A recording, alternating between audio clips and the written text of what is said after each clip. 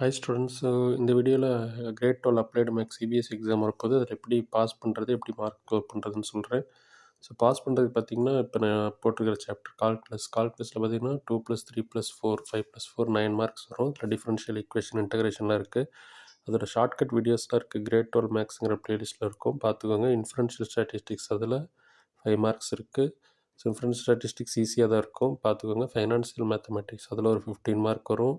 So time சீரியஸில் 5 mark வரும். அதில் least square method, trend வேல்யூலாம் இருக்கும். எல்பிபி வந்து கிராஃப் தான், நீங்கள் மேக்ஸிமைஸ் மினிமைஸ் அதை வச்சு போடுறது. ஸோ அதில் பார்த்தீங்கன்னா அந்த financial mathematics, inferential statistics, time சீரியஸில் பார்த்தீங்கன்னா அந்த மூவிங் ஆவரேஜ் இருக்கும்.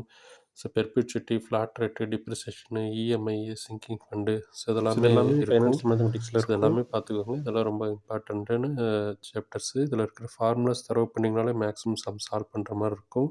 ஸோ இதெல்லாம் ஓரளவுக்கு பண்ணிங்கன்னா ஒரு 30 35 அந்த மாதிரி மார்க் வந்துடும். 35 40 ரேஞ்சில் வந்துடும்.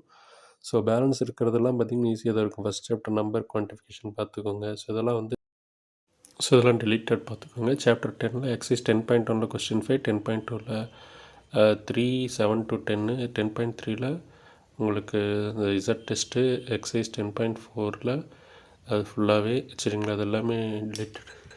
ஸோ இதே மாதிரி பார்த்திங்கன்னா சாப்டர் 1, சாப்டர் 3, சாப்டர் 6, சாப்டர் 9, 11, 12, 14 இதில் எதுவுமே டெலிட்டட் இல்லை. ஸோ முடிஞ்ச வரைக்கும் இதை ஃபுல்லாக கவர் பண்ணிக்கோங்க. ஸோ சாப்டர் 2ல் 2.1, சாப்டர் 5ல் 5.2, சாப்டர் 7ல் 7.7, 8.5, 13.4ல் சாப்டர்ஸ் இதெல்லாம் பார்த்துக்கோங்க.